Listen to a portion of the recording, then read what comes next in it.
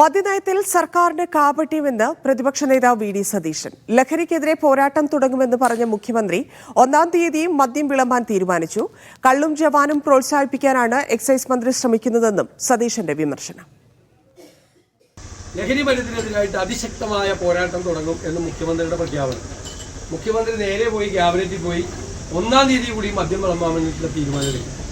എന്തൊരു കാപട്യമാണ്, എന്തൊരു കാപട്യമാണ്. 1-ാം തീയതി കൂടി മദ്യം വിളമ്പാൻ വേണ്ടി തീരുമാനമെടുക്കുക, നേരെ പോയി ലഹരിക്കെതിരായിട്ട് ആഞ്ഞടിക്കുക, പത്രസമ്മേളനം കാലത്ത് ആഞ്ഞടിക്കുക, ഇനി വിട്ടുവീഴ്ചയില്ലാത്ത പോരാട്ടം എന്ന് പറയാം.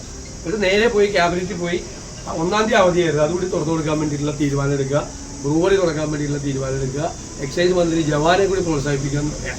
കല്ലിൻ്റെ ഒപ്പം ജവാനെ കൂടി പ്രോത്സാഹിപ്പിക്കും. ജവാനാരാ പറയട്ടല്ലോ, മറ്റേ ജവാനല്ല, ഞാൻ ജവാന്മാരെ അവമാനിച്ചെന്ന് പറയും. ജവാൻ